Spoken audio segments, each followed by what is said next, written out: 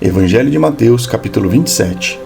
De manhã cedo, todos os chefes, sacerdotes e líderes religiosos do povo tomaram a decisão de condenar Jesus à morte, e amarrando, levaram até Pilatos, o governador.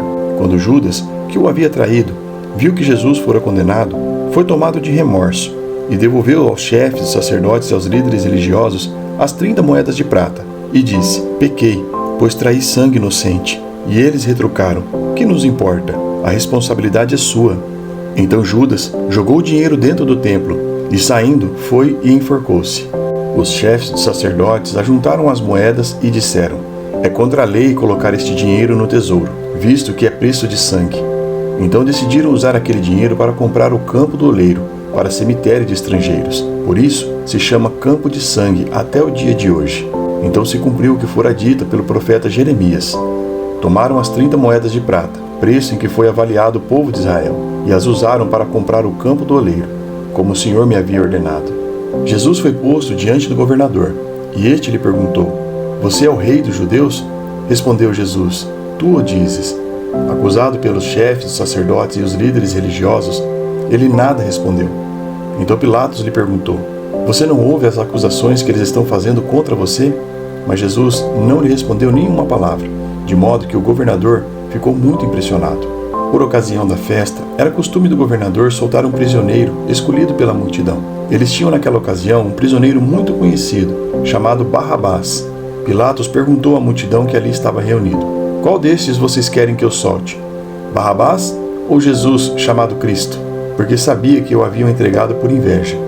Estando Pilatos sentado no tribunal, sua mulher lhe enviou esta mensagem: Não se envolva com este inocente, porque hoje em sonho sofri muito por causa dele. Mas os chefes, os sacerdotes, os líderes religiosos convenceram a multidão que pedisse Barrabás e mandasse executar Jesus.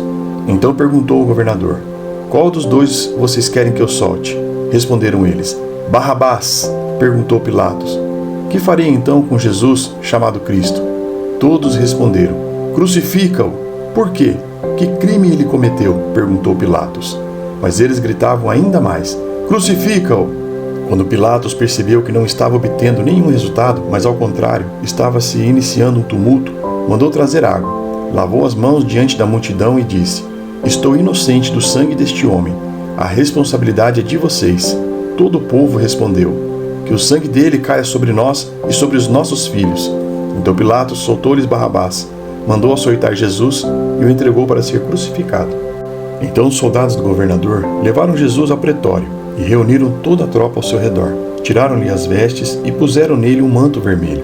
Fizeram uma coroa de espinhos e a colocaram em sua cabeça. Puseram uma vara em sua mão direita e, ajoelhando-se diante dele, zombavam: Salve o rei dos judeus! Cuspiram nele. Tirando-lhe a vara, batiam com ela na cabeça. Depois de terem zombado dele, tiraram-lhe o manto e vestiram suas próprias roupas. Então o levaram para crucificá-lo. Ao saírem, encontraram um homem de Cirene, chamado Simão, e o forçaram a carregar a cruz. Chegaram ao lugar chamado Gólgota, que quer dizer lugar da caveira, e lhe deram para beber vinho misturado com fel. Mas ele, depois de prová-lo, recusou-se a beber. Depois de crucificarem, dividiram as roupas dele, tirando sortes, e sentando-se ali, vigiavam. Por cima de sua cabeça, colocaram por escrito a acusação feita contra ele: Este é Jesus, o rei dos judeus. 2 ladrões foram crucificados com ele, um à sua direita e outro à sua esquerda. Os que passavam lançavam-lhe insultos, balançando a cabeça e dizendo: Você que destrói o templo e reedifica em 3 dias, salve-se, desça da cruz se é filho de Deus. Da mesma forma, os chefes dos sacerdotes, os mestres da lei e os líderes religiosos zombavam dele dizendo: Salvou os outros, mas não é capaz de salvar a si mesmo. E é o rei de Israel. Desça agora da cruz e creremos nele. Ele confiou em Deus. Que Deus o salve agora, se dele tem compaixão, pois disse: Sou filho de Deus. Igualmente, o insultavam os ladrões que haviam sido crucificados com ele.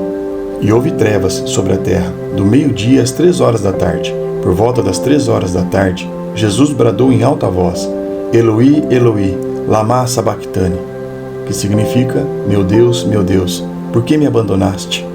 Quando alguns dos que estavam ali ouviram isso, disseram: Ele está chamando Elias.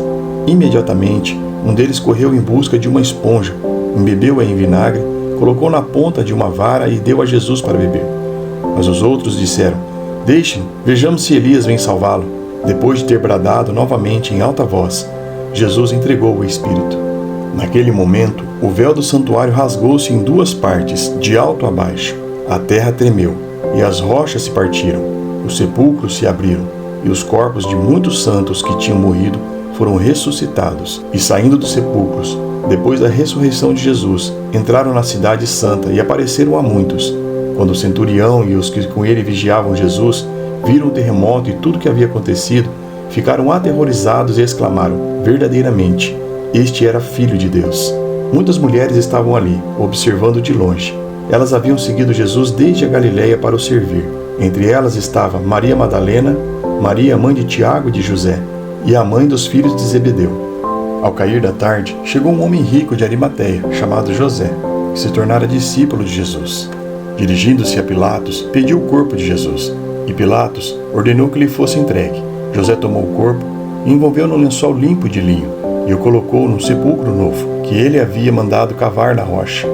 E fazendo rolar uma grande pedra sobre a entrada do sepulcro, retirou-se.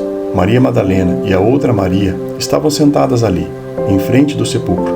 No dia seguinte, isto é, no sábado, o chefe dos sacerdotes e os fariseus dirigiram-se a Pilatos e disseram: Senhor, lembramos que enquanto ainda estava vivo, aquele impostor disse: depois de 3 dias ressuscitarei.